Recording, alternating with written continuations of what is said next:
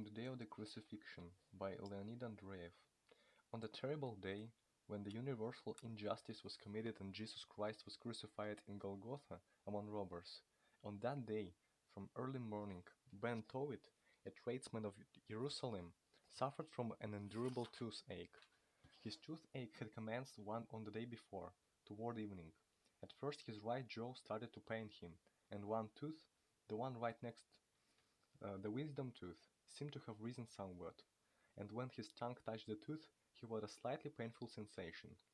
After supper, however, his toothache had passed, and Ben Towit had forgotten all about it.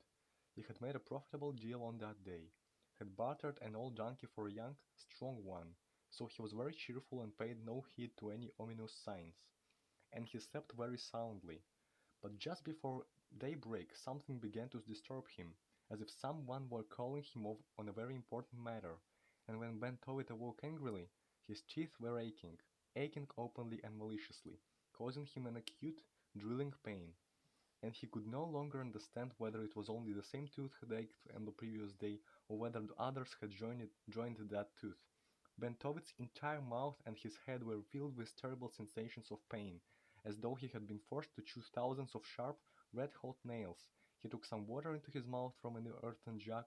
For a minute the acuteness of the pain subsided.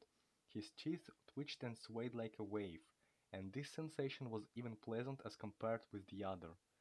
Ben Towit lay down again, recalled his new donkey, and thought now how happy he would have been if not for his toothache, and he wanted to fall asleep. But the water was warm, and 5 minutes later his toothache began to rage more severely than ever. Ben Towit sat up in his bed and swayed back and forth like a pendulum. His face became wrinkled and seemed to have shrunk, and a drop of cold perspiration was hanging on his nose, which had turned pale from his sufferings. Thus, swaying back and forth and groaning for pain, he met the first rays of the sun, which was destined to see Golgotha and the three crosses, and grow dim from horror and sorrow. Ben Towit was a good and kind man, who hated any injustice, but when his wife awoke he said many unpleasant things to her, opening his mouth with difficulty, and he complained that he was left alone like a jackal, to groan and writhe for pain. His wife met the undeserved reproaches patiently, for she knew that they came not from an angry heart, and she brought him numerous good remedies: red sliotar to be applied to his cheek, some strong liquid in which a scorpion was preserved, and the real chip of the tablets that Moses had broken. He began to feel a little better from the red sliotar, but not for long, also from the liquid and the stone, but the pain returned each time with renewed intensity. During the moments of rest, Ben Towit consoled himself with the thought of the little donkey, and he dreamed of him, and when he felt worse he moaned, scolded his wife, and threatened to dash his head against a rock if the pain should not subside. He kept pacing back and forth on the flat roof of his house from one corner to the other, feeling ashamed to come close to the side facing the street, for his head was tied around with a kerchief like that of a woman. Several times children came running to him and told him hastily about Jesus of Nazareth. Ben Towit paused, listened to them for a while, his face wrinkled, but then he stamped his foot angrily and chased them away. He was a kind man and he loved children, but now he was angry at them for bothering him with trifles. It was disagreeable to him that a large crowd had gathered in the street and on the neighboring roofs, doing nothing and looking curiously at Ben Towit, who had his head tied around with a kerchief like a woman. He was about to go down, when his wife said to him, "Look, they are leading robbers there. Perhaps that will divert you." "Let me alone. Don't you see how I'm suffering?" Ben Towit answered angrily. But there was a vague promise in his wife's words that there might be a relief for his toothache, so he walked over to the parapet unwillingly, bending his head on one side, closing one eye, and supporting his cheek with his hand. His face assumed a squeamish, weeping expression, and he looked down to the street. On the narrow street going uphill, an enormous crowd was moving forward in disorder, covered with dust and shouting uninterruptedly. In the middle of the crowd walked the criminals, bending down under the weight of their crosses, and over them the scourges of the Roman soldiers were wriggling about like black snakes. One of the men, he of the long light hair, in a torn, blood-stained cloak, stumbled over a stone which was thrown under his feet, and he fell. The shouting grew louder, and the crowd, like colored sea water, closed in about the man on the ground. Bentovic suddenly shuddered for pain. He felt as though someone had pierced a red-hot needle into his tooth and turned it there. He groaned and walked away from the parapet, angry and squeamishly indifferent. "Help, they're shouting," he said enviously, picturing to himself their wide-open mouth with strong, healthy teeth, and how he himself would have shouted if he had been well. This intensified his toothache, and he shook his muffled head frequently, and roared moo moo.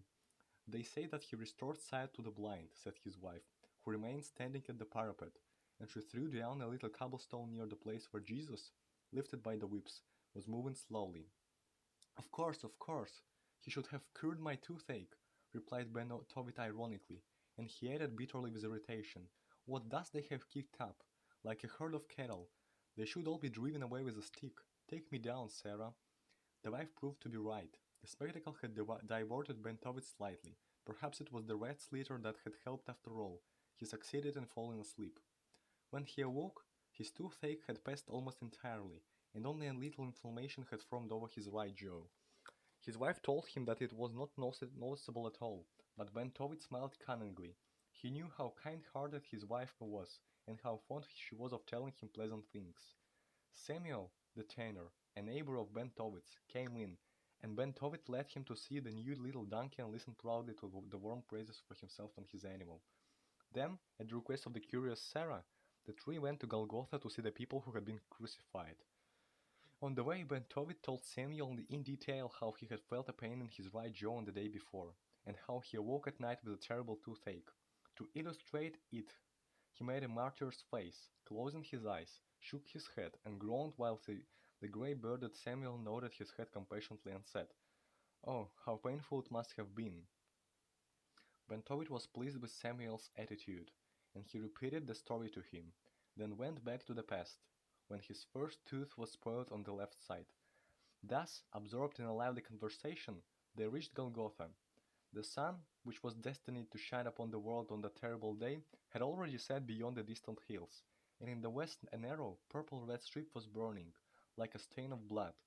The crosses stood out darkly but vaguely against this background, and at the foot of the middle cross white kneeling figures were seen indistinctly. The crowd had long dispersed. It was growing chilly, and after a glance at the crucified man, Bentovit took Samuel by the arm and carefully turned him in the direction toward his house.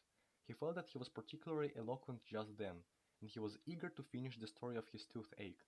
Thus they walked, and Bentovit made a martyr's face, shook his head and groaned skillfully, while Samuel nodded compassionately and uttered exclamations from time to time, and from the deep, narrow defiles out of the distant burning plains rose the black night. It seemed as though it wished to hide from the view of heaven the great crime of the earth.